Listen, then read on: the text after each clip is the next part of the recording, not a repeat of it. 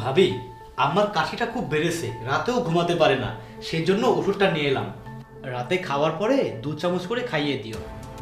কি মনে করে আজ ওষুধ নিয়ে এলে? তোমার তো মায়ের প্রতি কোনো খেয়ালই নেই। যাক, ভালো হয়েছে ওষুধটা এনে।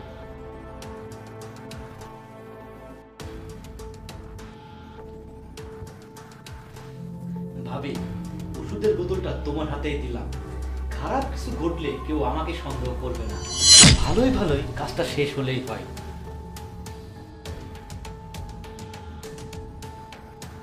বৌমা, কাশির ওষুধ দিতে চেয়েছিলে যে, এখনো দিলে না যে?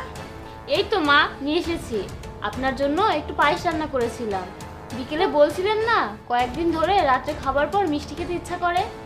এই না হলে আমার মেয়ে সব কিছু মনে থাকে। এই দিন মা, খেয়ে বলুন তো আপনার মতো রান্না হয়েছে কিনা। মা ওষুধ খেয়েছে কিনা দেখা দরকার। ভাবি, খেতে দাও। রাত 11টা না বাজলে যে ছেলে খাওয়ার সময় হয় না, সে এত তাড়াতাড়ি খেতে যাচ্ছে। শরীরটা ভালো লাগছে না, গলাটা খুশখুশ করছে। বৌমা যাও, ওই অপদার্থটাকে খেতে দাও। মা, ওকে অপদার্থ না বললে কি খুব সমস্যা হয়? অপদার্থকে আর কি বলবো? মা, ভুল বললেন। তুহিন মোটেও অপদার্থ নয়, ও খুব কাজের ছেলে। আপনার জন্য কাশির ওষুধ ওই নিয়ে এসেছে। ও আচ্ছা, বেশ ভালো। মা, পায়েস খাওয়া শেষ হলে ওষুধটা খেয়ে নিন। আজকাল আপনার শরীরটা ভালো যাচ্ছে না, সর্দি কাশি লেগেই আছে। আচ্ছা, এই তো বৌমা খাচ্ছে।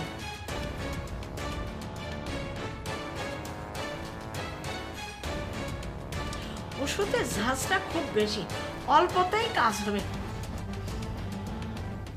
ভাবি, তাড়াতাড়ি খাবার রেডি করো, আমি আসছি। মা, তুহিন যা বলে তুমি মেনে নাও।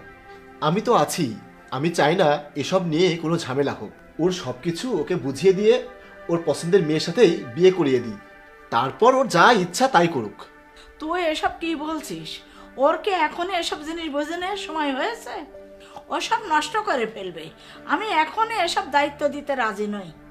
আর ওই মেয়ের সাথে তো আমি ওকে কখনোই বিয়ে দেব না। সেজন্যই তো তোমাকে আমি মেরে ফেলতে চাই, কারণ তুমি বেঁচে থাকলে আমি কিছুই পাবো না। কিন্তু তুমি এখনো বেঁচে আছো কিভাবে? মানে? হ্যাঁ মা, আমি তোমাকে হারাতে চাই না। এমন করলে তুহিন তোমাকে মেরে ফেলবে। কাল রাতে তুহিন কাশির সিরাপে বিষ মিশিয়ে তারপর তোমাকে খাওয়াতে দিয়েছিল।